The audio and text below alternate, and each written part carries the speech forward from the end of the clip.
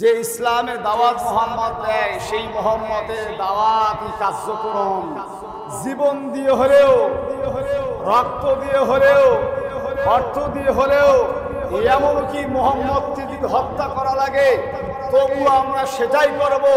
মুহাম্মদের কার্যক্রম মক্কার জমিনে বাস্তবায়ন হতে দেব না। এটা হলো কাফেরদের সিদ্ধান্ত। কথা বলে ঠিক কিনা? আজ আমার এই বাংলাদেশে, মাতৃভূমি বাংলাদেশে এক ধরনের মুনাফিক মার্কা মুসলমান রয়েছে। এখনো তারা ইসলামের বিরুদ্ধে গোপনভাবে ষড়যন্ত্র তারা করতেছে। তাদের পরিকল্পনা হলো এই বাংলাদেশে কোন ইসলামী দল ক্ষমতা আসতে পারে না, মৌলবাদীরা ক্ষমতা আসতে পারে না, ওলামা ইকরামকে নেতৃত্ব দিতে পারে না। এদের বিরুদ্ধে গোপনীয়ভাবে যা যা ষড়যন্ত্র করা দরকার, এই সমস্ত মুনাফিকদেরকে প্রতিবাদ করতে হবে। তাদের বিরুদ্ধে ঘরে ঘরে আন্দোলন করে তুলতে হবে। কথা বলে ঠিক কিনা?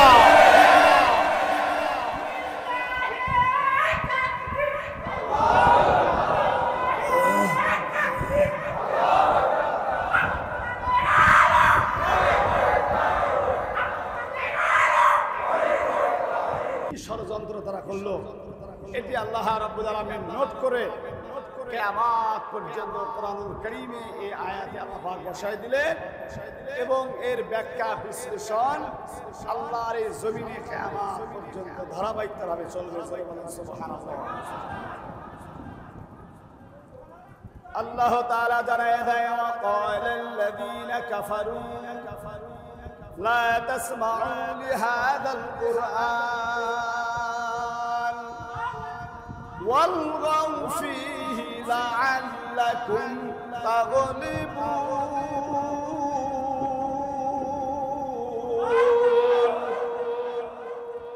আল্লাহ তাআলা জানায় দেয়, ও নবীজি, আপনি যখন ইসলামের দাওয়াত দিতেন তখন ওই কাফেরগুলো সিদ্ধান্ত নিল মুহাম্মদ যেই জায়গায় যে কোরআনের দাওয়াত দিবে, ইসলামের দাওয়াত দিবে, আমরা ওই জায়গায় যে আমরা গন্ডগোল আমরা তৈরি করব, হাতে হাতে তালি দিব, বিশৃঙ্খলা সৃষ্টি করব। যদি আমরা সেই জায়গায় যে গন্ডগোল আমরা তৈরি করতে পারি তাহলে মুহাম্মদের ধর্ম প্রচার বন্ধ হয়ে যাবে। তাহলে আমরা হয়ে যাব সফলতা, আমরাই হয়ে যাব কামিয়াবি, মুহাম্মদ ডাউন হয়ে যাবে।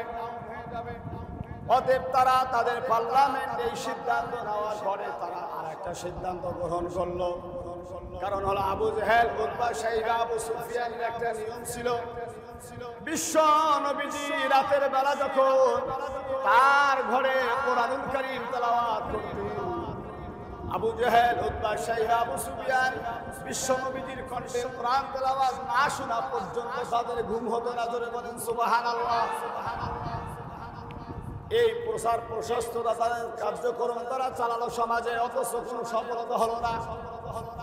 এবার আবু জেহেল, উতবা, শাইবা নেতারা সবাই মিলে সিদ্ধান্ত নিল মক্কার মধ্যে ঘোষণা দেওয়া হয় মুহাম্মদের ধর্ম প্রচার শোনার জন্য যারা যাবে, মুহাম্মদ কোরআন তেলাওয়াত করবে, এই কোরআন তেলাওয়াত শুনতে যারা যাবে তাদের জন্য একটা দেশীয় আইন তৈরি করা হোক, তাদের উপরে জরিমানা তৈরি করানো হোক। এই ঘোষণা ছড়িয়ে পড়ে গেল। আর সবাই আবু জেহেল, উতবা, শাইবা, আবু সুফিয়ান সহ সবাই তারা হাতে হাত রেখে ওয়াদাবদ্ধতা হয়ে গেল যে আমরা আর কোনদিন মক্কা নগরীতে মুহাম্মদ তার ধর্মীয় কিতাব তেলাওয়াত করলে শুনতেও যাব না এবং কেউকে শোনাতেও দেশে যেতে দেওয়া হবে না।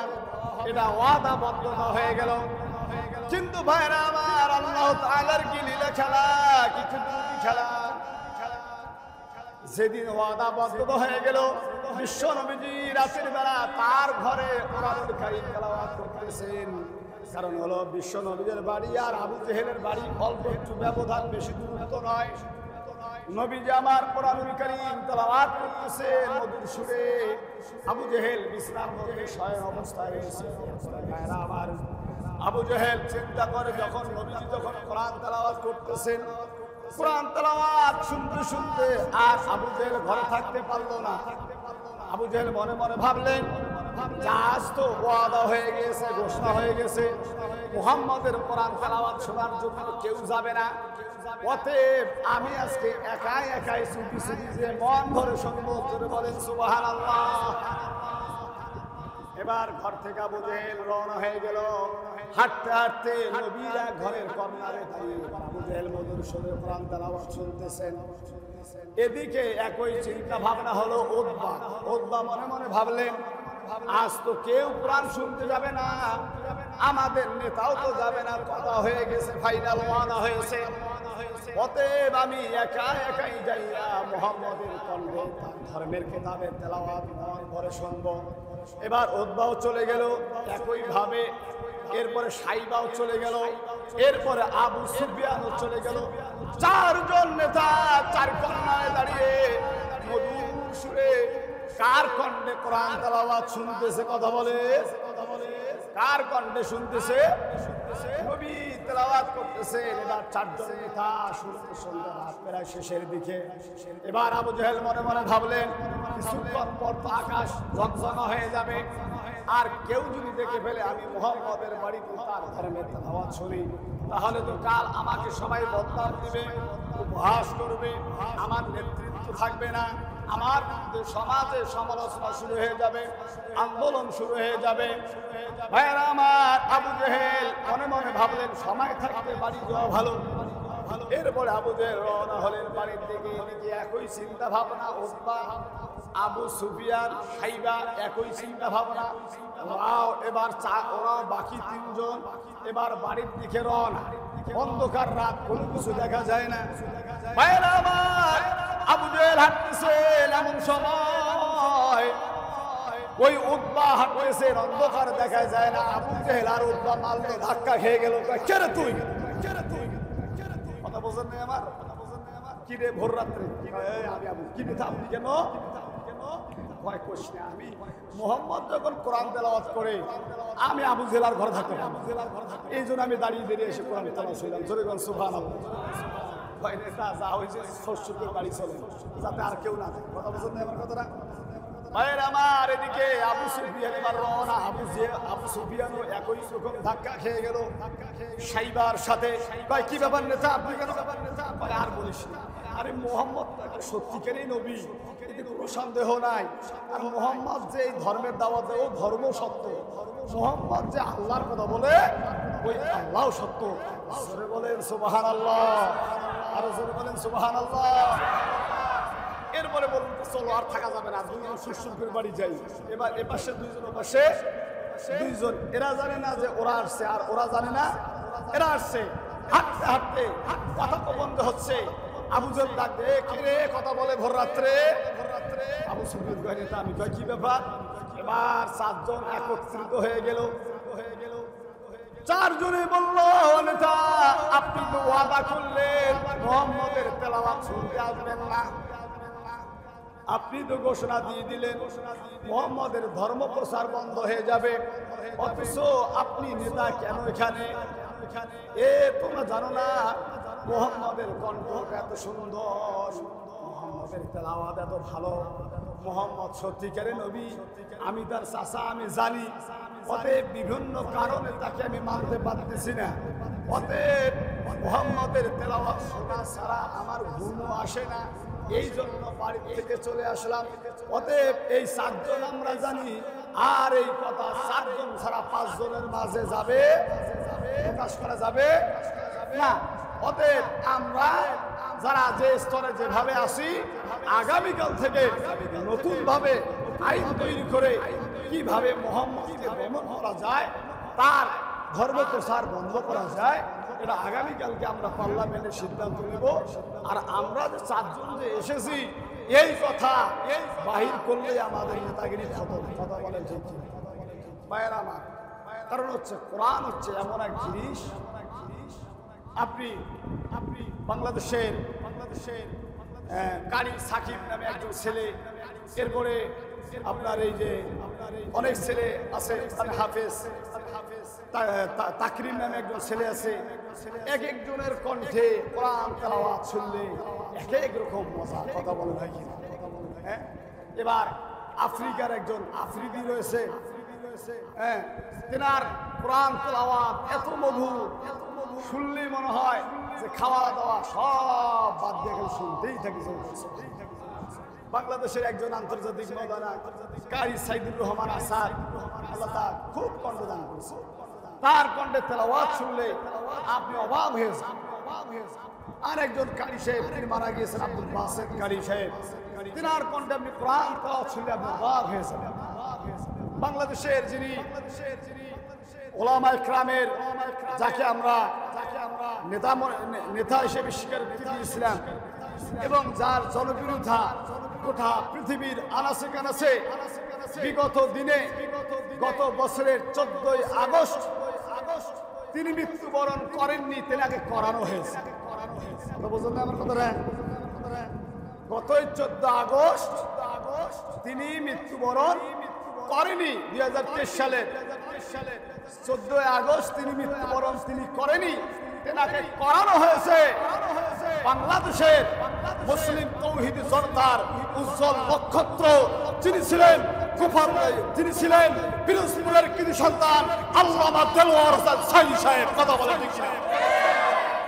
তেনাকে মেরে ফেলানো হয়েছে। কিভাবে?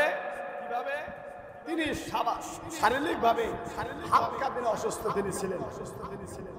তেনাকে বলানো হয়েছে যে আপনাকে পূর্ণাঙ্গ ট্রিটমেন্ট দিয়ে আপনাকে আজ থেকে আপনাকে বাংলাদেশে সেই জেলখানা থেকে, এই কারাবন্দি থেকে আপনাকে মুক্তি দেওয়া হবে।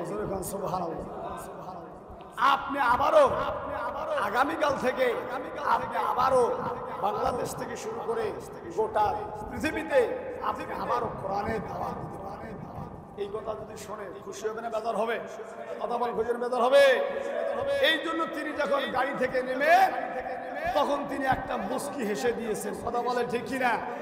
তেনার মন আনন্দ, হাহারে আজকে 14-15 বছর জেলখানায় থাকলাম, আজকে আমাকে উন্মুক্ত করে দেওয়ানো হবে, আজকে আমাকে ছেড়ে দেওয়া হবে, আগামীকাল থেকে আমি কোরআনের দাওয়াত নিয়ে বাংলাদেশের জনগণ, গোটা মুসলিমদের, পৃথিবীর মুসলমানদের মাঝে আমি যেতে পারবো। বিশাল খুশির সংবাদ। কথা বলেন ঠিক কিনা? তেনার একটি কাগজে সই স্বাক্ষর নেওয়া হয়েছে। ওই কুলাঙ্গার ডাক্তার মোস্তফা কামাল এবং একজন হিন্দু আরেকজন ছিলেন। বর্তমানে এখন পর্যন্ত তাদেরকে তালাশ করা হচ্ছে, পৃথিবীর কোথায় যে তারা পালিয়ে আছে। আজ হোক কাল হোক এই কুলাঙ্গারদেরকে আইনে আওতায় এনে বাংলার জমিনে তাদেরকে ফাঁসির দড়িতে ঝোলানো হবে ইনশাআল্লাহ। কথা বলেন ঠিক কিনা? তিনি সই স্বাক্ষর দিয়ে দিলেন। এরপরে তিনি মেডিকেলে গেলেন। প্রমাণ অনেক মিডিয়া, প্রমাণ অনেক নেতা। তিনি মেডিকেলে যাওয়ার পরে তিনি হাসতেছেন, কথা বলতেছেন, একে অপরের সাথে মত বিনিময় করতেছেন। তিনি কি হবেন? মুক্ত হয়ে যাবেন। যেরকম সুবহানাল্লাহ। অথচ তেনাকে ঔষধের নামে, ইনজেকশনের নামে ওই কুলাঙ্কিত বাংলাদেশের রাজপথের আগামী গত দিনের রাজনৈতিক যে নেত্রী ছিলেন, কুখ্যাত খুনি সন্ত্রাসী শেখ হাসিনা সহ তার দলবল সহ তার কর্মী সহ ষড়যন্ত্র করে ভারতের দালালি রাজনীতি নিয়ে বাংলাদেশের এই মেডিকেলে, বঙ্গবন্ধু মেডিকেলে দেলোয়ার হোসেন সাইদি সাহেবকে এমন মেডিসিন দেওয়া হলো মুহূর্তের মধ্যেই আল্লাহর জমিন থেকে বিদায় হয়ে গেল। কথা বলে ঠিক কিনা? মানুষ মেরে কখনো রাজনীতি হয় না। কথা বল, হয়? মানুষ মেরে রাজনীতি হয়। মানুষের প্রতি জুলুম করে, অন্যায় করে, রাজনীতি করে আপনি টিকে থাকতে পারেন। আপনার ধন আছে, আপনার সম্পদ আছে, ক্ষমতার বাহাদুরি আপনি দেখাইয়া গরিব মানুষের প্রতি আপনি নির্যাতন চালাবেন, জুলুম চালাবেন, ওই ক্ষমতা, ওই ধন বেশি দিন আপনার থাকবে না। কথা বলেন ঠিক কিনা? বিগত দিনে এই বাংলাদেশের বিভিন্ন জায়গায় জমিদাররা ছিল না। কথা বলেন, হ্যাঁ? তারা আমার থেকে তারা আপনারা বেশি জানেন।